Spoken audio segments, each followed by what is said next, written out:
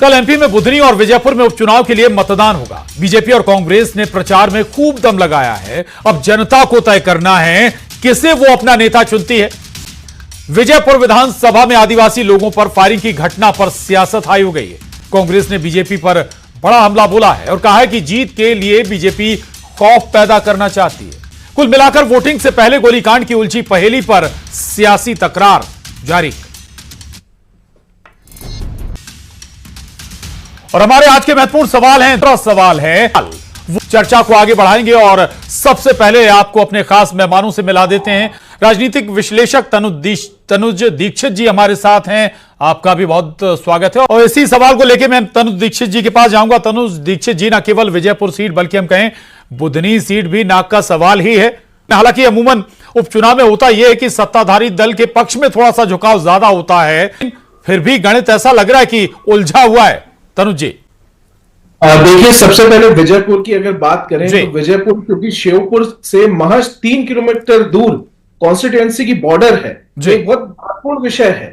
हाल ही में रामनिवास रावत प्रदेश के मंत्री बनाए गए और 400 करोड़ रुपए की लागत के विकास कार्यों का विजयपुर के अंदर भूमि पूजन भी किए गए। तो ये बहुत बड़ी बात है। इतना बड़ा कार्य लेकर के आने के बाद आज अगर वहां पर इस तरह की स्थितियां, क्योंकि देखिए 2,54,000 वोटर्स हैं विजयपुर में, जिसमें 60,000 वोटर्स जो है आदिवासी बहुल वोटर्स हैं, लगभग 35,000 जो है जाटव समाज के हैं और लगभग 30,000 जो है माली कुशवा वोटर्स हैं। बाकी 65,000 वोटर्स जो है अन्य जैसे ब्राह्मण, क्षत्रिय, अन्य रावत, अन्य जातियों से आते हैं। तो ऐसे में जातिगत समीकरण अगर विजयपुर का समझे तो सबसे आदिवासी वोटर्स जो है एक गेम चेंजर इसमें उपचुनाव में साबित हो सकते हैं। ऐसे में अगर कोई सरकार सत्ता में है और क्या सत्ता की सरकार ही के द्वारा ही या ऐसी कोई सत्ता पार्टी के द्वारा इस तरीके की कोई योजना है, मुझे लगता है कि इस तरीके की नहीं हो सकती।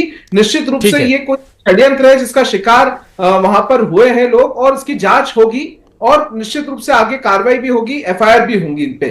वही बुधनी की बात करें, रमाकांत भार्गव जो है, क्योंकि देखिए बुधनी एक भाजपा साथी साथ प्रदेश के पूर्व मुख्यमंत्री, प्रदेश के और साथ में केंद्रीय मंत्री शिवराज सिंह चौहान का एक गढ़ रहा है, लेकिन वो मजबूत गढ़ माना जाता है भारतीय जनता पार्टी का। ऐसे में चुनाव के मापदंडों से, उपचुनाव के मापदंडों से मुझे लगता है कि एक स्ट्रांग सीट कहलाएगी। बिल्कुल, वाकई मजबूत सीट है भी। और दूसरा ये भी कि अगर वहां शिवराज सिंह चौहान की पसंद का चेहरा मैदान में है तो फिर उसके लिए दिक्कत बहुत ज्यादा होनी नहीं चाहिए।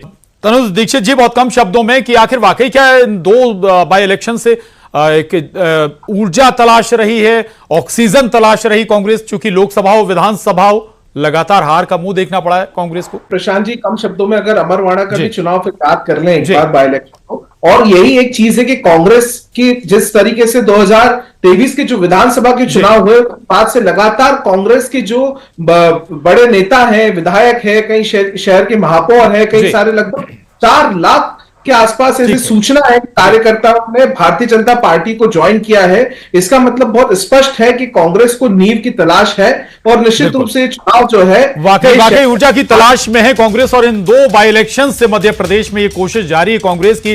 हालांकि नतीजे क्या होंगे ये तो वक्त बताएगा, लेकिन 2 सीटें, एक सीट हालांकि जहां कहते हैं कि मजबूत है बीजेपी, दूसरे में जरूर कुछ मुकाबला कड़ा नजर आ रहा है, लेकिन फाइनली फैसला है वो वोटर को करना है, जनता को करना है। अब सभी खास मेहमानों का बहुत शुक्रिया, बहुत धन्यवाद और मां डिबेट में बस इतना ही।